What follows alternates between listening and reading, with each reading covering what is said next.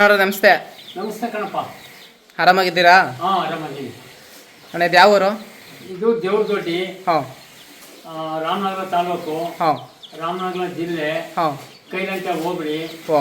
ಹೂಗುತ್ಕೆರೆ ಗ್ರಾಮ. ಹಾಂ. ಅಂಜನಾಪುರ ಪೋಸ್ಟು. ಇದು ದೇವ್ರದೊಡ್ಡಿ. ದೇವ್ರದೊಡ್ಡಿ. ಓರಿ ಹೆಸರು ಚಿಕ್ಕಣ್ಣವ್ರೆ?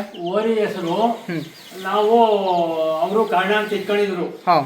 ನಮ್ಮ ಕೈಗೆ ಓರಿ ಕೊಟ್ಟಾಗ ಅವರು ಹೆಸರು ಬದಲಾಯಿಸ್ಬಿಟ್ಟಿರಪ್ಪ, ಇದೊಂದ ನಮ್ಗೆ ನೆಸೆ ಕೊಡ್ಬೇಕು, ನೀವು ಬದಲಾಯಿಸ್ಬಿಡ್ತೀರಾ, ಈ ಹೆಸರು ಬದಲಾಯಿಸಕ್ಕಿಲ್ಲ, ಕಾರಣ ಅನ್ನೋದೇ ಇರ್ಬೇಕು, ನಾವ್ ಇಟ್ಕೊಂಡ್ಬಿಟ್ಟಿವಿ ಕಾರಣ ಅಂತ. ನಮ್ಗೆ ಇದೊಂದು ಹೆಸರು ನೀವು ಈಗ ನೆಡ್ಸ್ಕೊಡ್ಬೇಕಣಪ್ಪ ಅಂದ್ರು. ಆಯ್ತು ಬಿಡಪ್ಪ ಅನ್ಕೊಂಡು ಬಂದ್ರು ಸ್ವಾಮಿ. ಅದೇ ಅವ್ರು ಇಕ್ಕಿರೋ ಹೆಸರೇ ಕಾರಣ. ಚಿಕ್ಕಣ್ಣವ್ರ, ನಿಮ್ದ ಕಿರು ಪರಿಚಯ ಮಾಡ್ಕೊಳ್ಳಿ ಹೊಸ ರೈತರುಗಳಿಗೆ. ಸ್ವಾಮಿ, ಈಗ ಇನ್ನೊಂದು ಬಗ್ಗೆ ಮಾತಾಡ್ಬೇಕು ನಾನು. ಈಗ ನಮ್ಮ ಸ್ನೇಹಿತರುಗಳಿಗೆಲ್ಲ ಕ್ಷಮೆ ಕೇಳಬೇಕು. ಕ್ಷಮೆ ಕೇಳಿ ಇದನ್ನ ಮಾತಾಡಬೇಕು. ಕೇಳಿ. ಆಮೇಲೆ ನಮ್ಮ ಈ ಜಗಸಿಂಗಡಿ ರಾಜಣ್ಣ ಆಗಿರ್ಬೋದು, ಅಚ್ಚಿಗಡಿಯರಾಗಿರ್ಬೋದು, ಅಲ್ಲಿಂದ ಇನ್ನೂ ಅಕ್ಕಪಕ್ಕ ಓರಿ ಕಟ್ಟಿರೋರೆಲ್ಲ ನಮ್ಮ ಸ್ನೇಹಿತರೆ. ಈಗ ನಮ್ಮ ಸ್ನೇಹಿತರಿಗೆ ಇದು ಕ್ಷಮೆ ಕೇಳ್ಕೊಂಡು ಮಾತಾಡ್ತೀನಿ ನಾನು. ಕೇಳಿ. ಏನು ಇವತ್ತು ಒಂದು ಇದು ನಾನು ಯಾವತ್ತೂ ಆಡಿರ್ಲಿಲ್ಲ, ಆ ತರ ಆಡೋದು ಒಂದು ಸಂದರ್ಭ ಅದೇ. ಆ ಸಂದರ್ಭಕ್ಕೋಸ್ಕರವಾಗಿ ಇವತ್ತು ಈ ಆಡ್ಬೇಕಾಗದೆ.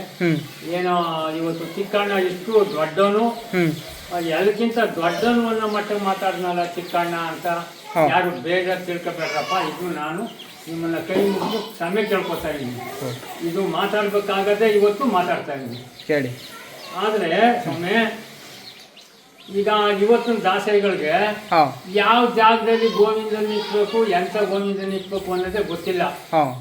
ಆದ್ರೆ ನಾವು ಕಾಲಕ್ಕಿಂತ ದಾಸರಿ ಆಗಿರೋ ದೇಶದಲ್ಲಿ ಯಾವ ಜಾಗದಲ್ಲಿ ಯಾವ ಗೋವಿಂದನ್ ಇಕ್ಬೇಕು ಅನ್ನೋದು ಗೊತ್ತು, ಯಾವ ದನ ತಕೊಂಬಂದು ಎಷ್ಟು ಶ್ರಮ ಪಟ್ಟು ಹೆಂಗ್ ಸಾಕ್ಬೇಕು ಅನ್ನೋದು ಗೊತ್ತು. ಆಮೇಲೆ ಒಂದು ವರ್ಷಕ್ಕೆ ಒಂದು 50 ದನ ತಗೊಂಡು ಮಾರ್ಬೋದು ನನ್ನ ಪರ್ಸನಾಲಿಟಿಗೆ. ಆದ್ರೆ ನನ್ಗೆ ಅವೆಲ್ಲ ಇಷ್ಟ ಆಗಲ್ಲ ಸ್ವಾಮಿ.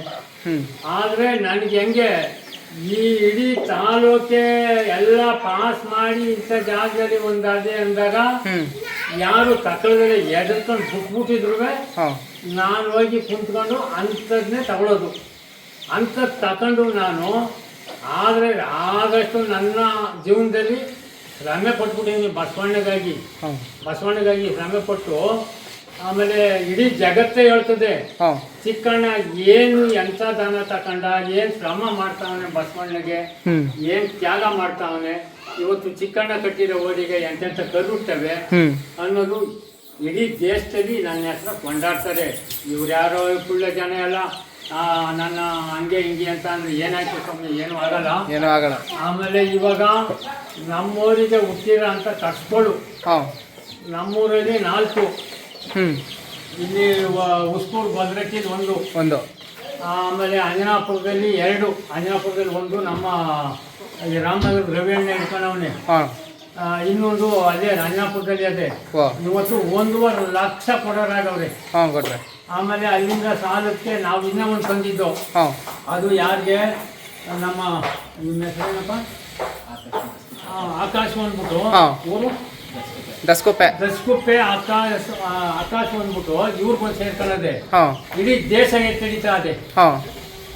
ಅಲ್ಲಿಂದ ಇವಾಗ ಜಿಗಣಿ ಇರ್ಲಿಲ್ಲ, ಈ ಆನೆಕಲ್ಲಿಂದ ಆಚೆ ಜಿಗಣಿ ಇರೋದು. ಜಿಗಣಿ ಅಲ್ಲಿಂದ ತಗೊಂಡು ಓರಿ ಬುಡ್ಸಿ ಸ್ವಾಮಿ ಇವತ್ತು 3 ಲಕ್ಷಕ್ಕೆ ಮಾಡವನೆ ಒಂದು ಹೆಣ್ಗರನ. 3 ಲಕ್ಷಕ್ಕೆ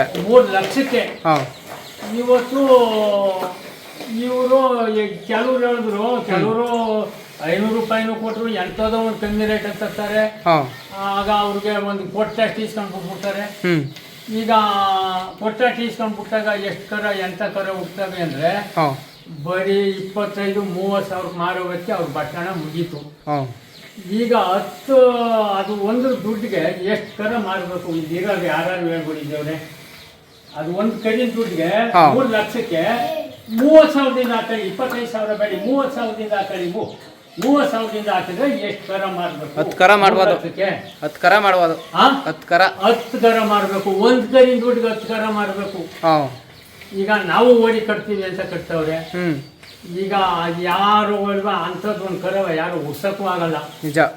ಇವತ್ತು ಈ ನಮ್ಮ ಗಸ್ಕುಪ್ಪೆ ಆಕಾಶನ್ ಸೇರಿರೋ ಕರ ಅದೊಂದು ಕರ, ನಮ್ಮೂರಲ್ಲಿ 4, ಅಂಜನಾಪುರದಲ್ಲಿ 1, ಅಲ್ಲಿಂದ ದಾವಸ್ಪೇಟೆಯಲ್ಲಿ 1, ಸಾಲೆಟ್ಟಿಲಿ 1, ಎಲ್ಲನೂ ಬರ್ದು ಮಾಡಿಕೊಂಡಿವ್ನಿ ಸ್ವಾಮಿ. ಅವೆಲ್ಲನೂ ಏನ್ ಮಾಡ್ತೀಯಪ್ಪ, ಅವೆಲ್ಲನೂ ಫೋಟೋ ಎತ್ಕೊಂಡ್ಬಂದು ಈ ನಿಮ್ಮ ಈಡಿಯಕ್ಕೆ ಬಿಡ್ಬೇಕು ಅಂತ ಮಾಡ್ಕೊಂಡಿದ್ದೆ. ಇವತ್ತು ಬಂದ್ಬಿಟ್ಟಿದ್ದೀರಾ. ಅವೆಲ್ಲನೂ ನಿಮ್ಮ ಈಡಿಯಕ್ಕೆ ಎಲ್ಲನೂ ಈಡಿಯ ಮಾಡಿ ನಿಮ್ಗೆ ಕೊಡ್ತೀವಿ. ಸರಿ ಗೌಡ್ರ. ಆಗ ಅದನ್ನು ಸೇರಿಸಿ ನೀವು ಈಡಿಯ ಬಿಡೋರಂತೆ ಬಿಡ್ತೀವಿ. ಈಗ ನಮ್ಮ ಮನೇಲಿ ಒಂದು ಊಟ ಇದೆ ಸ್ವಾಮಿ. ನಮ್ಮ ಮನೇಲಿ ಎಷ್ಟು ಕೇಳವನೆ ಅಂದ್ರೆ 1,30,30,000 ಕೇಳವನೆ. ಯಾರು ನಮ್ಮ ಸಿಹಳ್ಳಿ ಕರಿಯಪ್ಪ. ಅಪ್ಪ ಕೈ ಮುಗಿದು ಕೇಳ್ಕೊಂಡು ಬೇಡ ಕಣಪ್ಪ, ಅದನ್ನ ಅದ್ರ ಮೇಲೆ ಆಸೆ ಮಾಡಬೇಡ ಅಂತ. ಇಂತಿಂತ ಕರುಗಳೆಲ್ಲ ಹುಟ್ಟವೆ ಸ್ವಾಮಿ. ಇವತ್ತು ಎಲ್ಲ ಏನು ಎದುರಿಸ್ಬೋದು ನನ್ನ, ನಾನು ಏನು ಎದುರ್ಕೊಳ್ಳಲ್ಲ.